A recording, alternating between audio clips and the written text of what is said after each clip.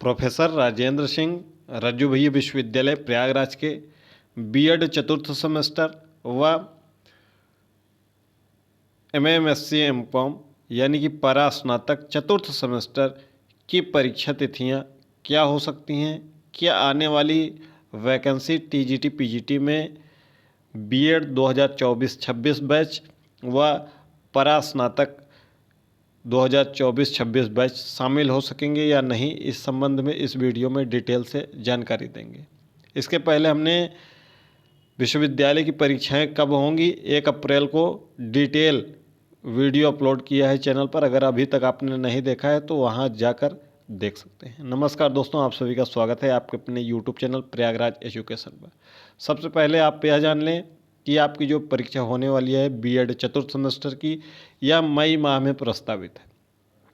सबसे पहले आपको चारों जो प्रश्न पत्र हैं उसके प्रीवियस ईयर प्लेलिस्ट चैनल पर बनी हुई है। डिस्क्रिप्शन बॉक्स में आपको प्लेलिस्ट मिल जाएगा। बीएड का सभी प्रश्न पत्रों को बाकायदा देख लें, क्योंकि इस बार मूल्यांकन थोड़ा सा कड़ाई से हुआ था, तो आप चाहे जो लिख देंगे तो पास नहीं होंगे। इस बात का विशेष रूप से ध्यान रखें। तो थोड़ा बहुत आप अगर 3 सेमेस्टर लापरवाही किए हैं तो इस सेमेस्टर में किसी भी प्रकार की कोई कोताही न बरतें, अन्यथा किसी भी पेपर में बैक लग जाने की स्थिति में आप आने वाली वैकेंसी में शामिल नहीं हो पाएंगे।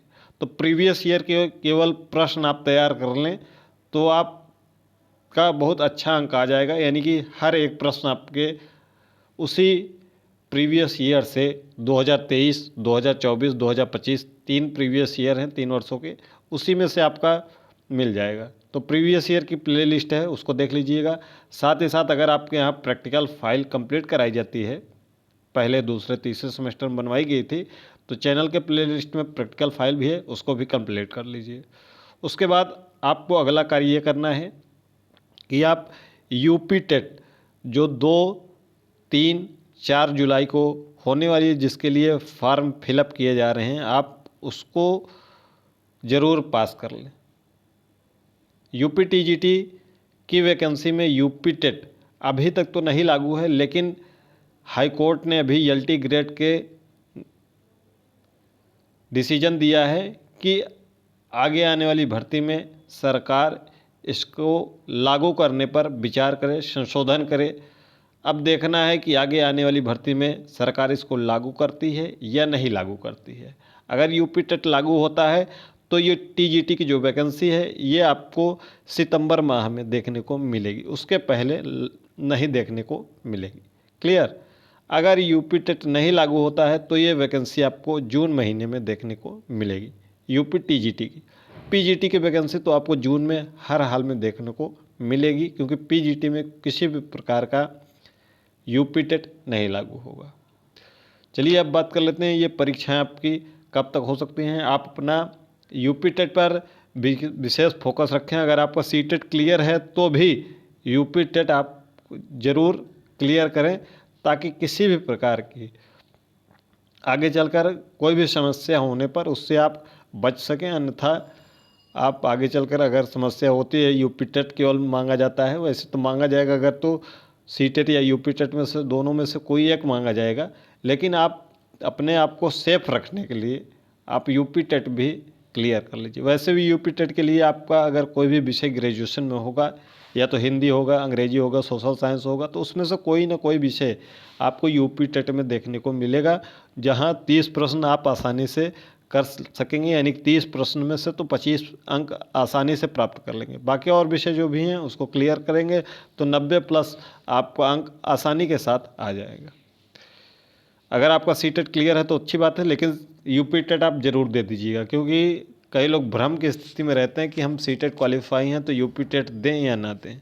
अब हम बात कर लेते हैं ये परीक्षा आपकी मई महीने में हो सकती है, इसके लिए आपको करना क्या है। अभी देखिए वर्तमान में जो परिस्थिति विश्वविद्यालय की है, विश्वविद्यालय लगातार जो पिछला मूल्यांकन गड़बड़ हुआ है उस पर कार्य कर रहा है। अभी परीक्षा परिणाम कई अपडेट होने बाकी हैं, जिसकी वजह से आपका अगला सेमेस्टर प्रभावित हो रहा है। हालांकि विश्वविद्यालय ने सम सेमेस्टर के परीक्षाओं के लिए कॉपियों व प्रश्न पत्रों का निर्माण शुरू कर दिया है, यानी कि प्रश्न पत्र लगभग बन गए हैं और प्रिंटिंग में भी गए हैं। लेकिन अभी थोड़ा सा परीक्षा परिणाम अपडेट हो रहे हैं और उम्मीद है कि आगामी एक सप्ताह के अंदर अंदर ये पूरी प्रक्रिया समाप्त होकर और अगले सप्ताह में आपके परीक्षा फॉर्म जरूर आ जाएंगे। परास्नातक की बात कर लें तो 2024-26 बैच से परास्नातक चतुर्थ सेमेस्टर यानी कि MA MSc MCOM में चतुर्थ सेमेस्टर में कोई भी प्रश्न पत्र नहीं है, केवल दीर्घ शोध प्रबंध जिसको हम मास्टर डिसर्टेशन कहते हैं उसकी फाइल आपको बनानी है, जिसके बारे में हमने डिटेल से बताया हुआ है। अगर आप सर्च करेंगे यूट्यूब पर रज्जू भैया मास्टर डिसर्टेशन तो आपको इस पर वीडियो मिल जाएगी। दीर्घ शोध प्रबंध के नाम पर कैसे फाइल बनानी है, टॉपिक अपने महाविद्यालय से प्राप्त करना है। तो इसमें किसी भी प्रकार की कोई परीक्षा नहीं है। तो ये मास्टर डिसर्टेशन यानी कि दीर्घ शोध प्रबंध जो आपका है वह अप्रैल के या तो अंत में होगा या तो लगभग जून माह में यह होगा। ठीक है, फिर उसके उपरांत ही आपको परीक्षा परिणाम आएगा, कोई पेपर नहीं है। जब टाइम टेबल आएगा तो उसमें आपको MA MSc MCOM 4 सेमेस्टर के भी प्रश्न पत्र देखने को मिलेंगे टाइम टेबल में, लेकिन वह टाइम टेबल आपका जो प्रीवियस ईयर में जिनका बैक लगा था या फेल हो गए थे चतुर्थ सेमेस्टर में उनके लिए होगा, रेगुलर वालों के लिए नहीं होगा। इस बात का विशेष रूप से ध्यान रखें, क्योंकि जब आपका समय सारणी का प्रकाशन होगा तो आप निश्चिंत ही उस समय कहेंगे कि सर ये तो चतुर्थ सेमेस्टर का परीक्षा दिया हुआ है, आप तो बोल रहे थे नहीं होगी परीक्षा। तो वह केवल बैक और EX स्टूडेंट के लिए होगा। तो ये जो परीक्षा परिणाम आपके हैं B.Ed के हों या परास्नातक चतुर्थ सेमेस्टर को हों, आपको परीक्षा परिणाम 30 जून के आसपास में देखने को मिलेगा। आपकी जो वैकेंसी आएगी वह वैकेंसी भी जून के शुरुआत में संभावित है। अगर UP टेट नहीं लागू होता है तो 1 महीने तक फॉर्म भरे जाएंगे। फॉर्म की अंतिम तिथि तक आपका यह पूर्ण होना चाहिए। अभी हमने बीच में कहा था कि आप सभी से वादा किया था कि आपकी परीक्षाएं जल्दी करवाने के लिए आप प्रयास करेंगे, लेकिन अभी थोड़ा सा आपको वेट करना है, धैर्य रखना है, अगली सूचना की प्रतीक्षा करना है। जैसे ही हम कोई अपडेट देंगे कि आपको विश्वविद्यालय जाकर परीक्षा नियंत्रक महोदया से इस संबंध में आपको बात करनी है कि B.Ed चतुर्थ सेमेस्टर की परीक्षाएं पहले आयोजित करवा दें, परास्नातक 4 सेमेस्टर की जो भी बैक की परीक्षाएं हैं उसको पहले आयोजित करा दें, ताकि मास्टर डिसर्टेशन में उनका, क्योंकि डायरेक्ट केवल नंबर भेजना है, परीक्षा होनी नहीं है, तो वह बहुत तेज़ी के साथ कंप्लीट हो जाएगा। लेकिन 4th सेमेस्टर का जो बैक का पेपर होगा, जब तक वह पेपर नहीं हो जाएगा और उसका भी मूल्यांकन नहीं हो जाएगा तो परिणाम नहीं घोषित हो सकता है, क्योंकि परिणाम साथ ही में घोषित होंगे। तो इन दोनों के लिए यानी कि परास्नातक 4th सेमेस्टर का बैक और EX स्टूडेंट और B.Ed चतुर्थ सेमेस्टर का रेगुलर बैक और EX स्टूडेंट की परीक्षा मई के शुरू में करवाने के लिए जल्द ही एक तिथि आपको बताई जाएगी। आप विश्वविद्यालय जाकर परीक्षा नियंत्रक महोदया से एक ज्ञापन के माध्यम से अपनी बातें कह सकते हैं, ताकि आपकी परीक्षा 15 मई के पहले पहले हर हाल में करा दी जाए, ताकि आपका परीक्षा परिणाम जैसे ही वैकेंसी आए उसके अनुसार घोषित करवाया जा सके और इस बड़ी भर्ती में आप शामिल हो सकें। तो अभी के लिए यही सूचना है कि आपको थोड़ा सा और अभी प्रतीक्षा करनी है। आपको इधर उधर भटकने की आवश्यकता नहीं है। आप सीधा अपना B.Ed चतुर्थ सेमेस्टर पढ़ें। आप अपना दीर्घ शोध प्रबंध परास्नातक के हैं तो तैयार करें। अगर आपका बैक लगा है परास्नातक में उसकी तैयारी करें। और आप UP टेट के लिए अगर फॉर्म फिलअप किए हैं या करने वाले हैं तो उसकी तैयारी अनवरत रूप से करते रहें। साथ ही साथ UP TGT की भी थोड़ी बहुत तैयारी अभी से प्रारंभ कर दें। लेकिन आप मुख्य रूप से आपको पूरा ध्यान होना चाहिए UP टेट पर और अपने B.Ed चतुर्थ सेमेस्टर के पाठ्यक्रम पर, क्योंकि इस बार मूल्यांकन थोड़ा सा और कड़ाई बढ़ती जाएगी। अगर आप कुछ भी लिखेंगे तो पास नहीं होंगे, इस बात की गारंटी यहाँ पर दी जा रही है कि आप ऐसा नहीं कि बाद में कहें कि हमने तो पूरा लिखा था। अभी हमने B.Ed के 3rd सेमेस्टर की कई कापियाँ जो प्रशिक्षुओं ने भेजी थी उसमें पूछा गया था कि शिक्षण की परिभाषा दीजिए, यानी शिक्षण के बारे में बताइए।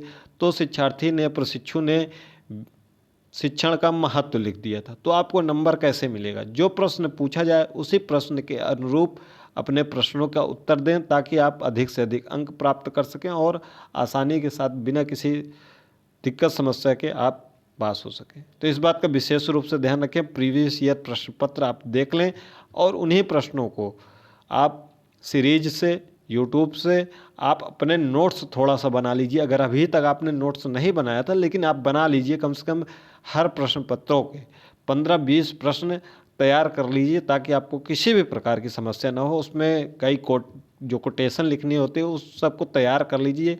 जो आपको हेडिंग वगैरह लिखना है वो सब बढ़िया रहनी चाहिए, ताकि आपको किसी भी प्रकार का बैक फेल की समस्या से सामना न करना पड़े।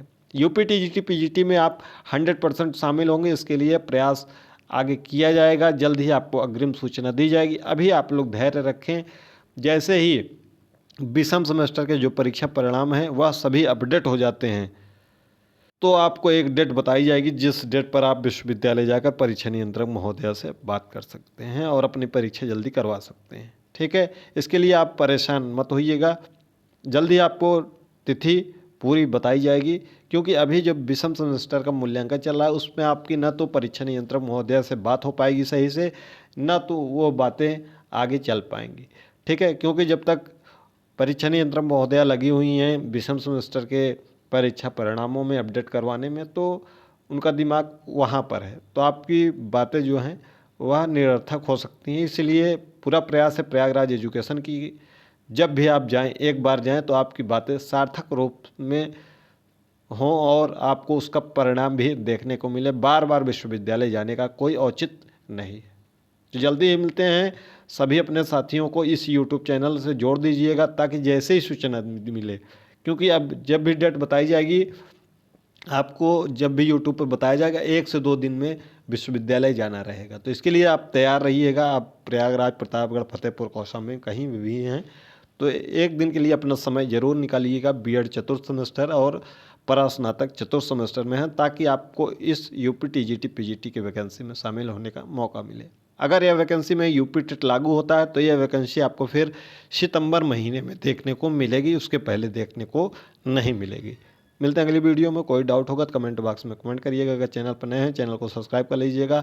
आपकी परीक्षाएं मई महीने में होना प्रस्तावित हैं और आपको परीक्षा परिणाम जून अंत या जुलाई के शुरुआत में आएगा। उसके लिए जैसे ही आयोग से कोई और सूचना हमको ऑथेंटिक मिलती है कि हाँ यह वैकेंसी थोड़ा सा और डिले हो रही है, तो आपको परेशान हम बिल्कुल नहीं करेंगे। मिलते हैं अगली वीडियो में।